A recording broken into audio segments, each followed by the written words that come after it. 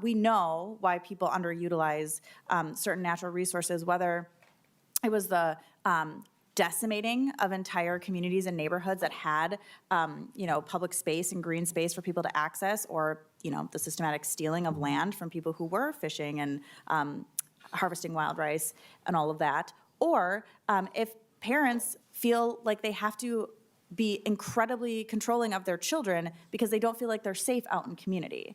There is nowhere in statute that we have prescribed this type of membership based on a person's color or their ethnicity or anything else and excluded them.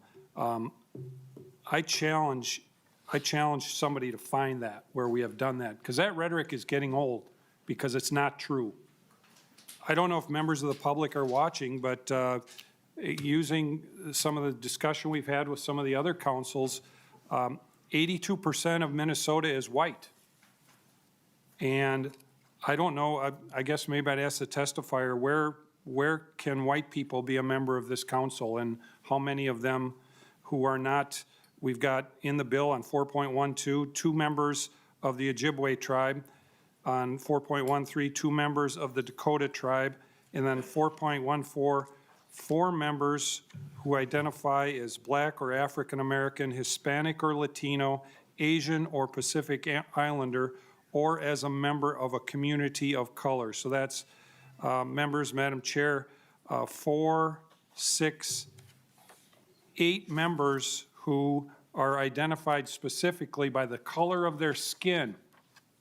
And the reality is we are, in this language, dividing people into groups. We are dividing Minnesota. And that's not working towards a one Minnesota. A one Minnesota would be colorblind, it would be group blind, it would, ideally it would be geography blind.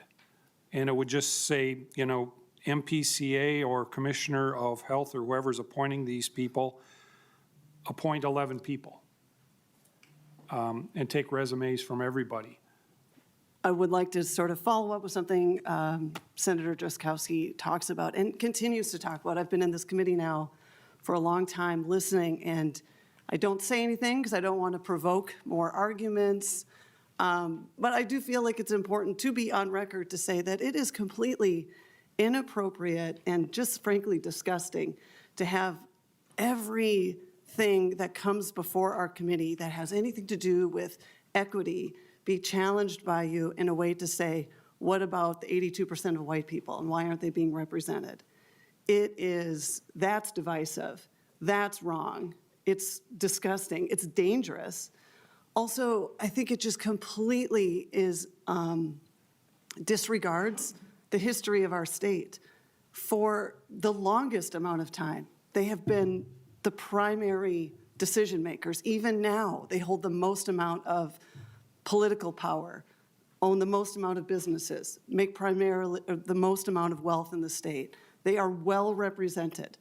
So every time we talk about maybe giving a voice to other groups, it does not mean we're being divided, but that I consistently hear over and over again, what about the 82% of white people in Minnesota? That is a problematic message. I can't stay quiet on all of it. I've been quiet about it the whole session because I know that this is stuff that you really love to get all excited about. But we also need to hear from the other people in the room that there's a lot of us that don't think it's okay. It's wrong. And I'm going to go back to the word dangerous. It's really dangerous. And I would like to watch our language in this committee about what we're advocating for and what the motivations are behind it.